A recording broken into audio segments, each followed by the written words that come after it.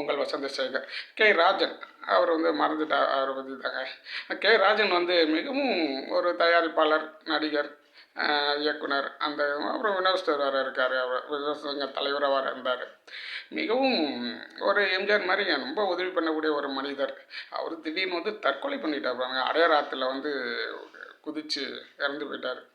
Driver காரில் வந்துட்டு இருக்கார், காரை நிப்பாட்டின்னு இருக்கார் டிரைவர் காரை நிப்பாட்டுக்கார். உடனே திறந்துட்டு போய் கூவாத்தில் போய் அடையார் கூவா இருக்கு இல்லையா, அந்த பாலத்தில் நிற்பானோன்னு குதிச்சுட்ருக்காருங்க. அப்புறம் உடனே தீயப்பு துறைகள்லாம் இது பண்ணி அப்புறம் அவங்க வந்து உடலை மீட்டுட்டாங்க. அதனால் இறந்துட்டாருங்க. இந்த அளவுக்குலாம் வந்து அவர் வந்து சமீபத்தமாக வந்து கிட்டத்தட்ட ஒரு 2-3 வருஷமாக வந்து அந்த பாம்பூர்னு ஒரு ஹோட்டல் தான், அங்கே தான் தங்கியிருந்தார், தனியாக தான் தங்கியிருந்தார். அங்கே தான் எல்லாமே போய் சந்திப்பாங்க.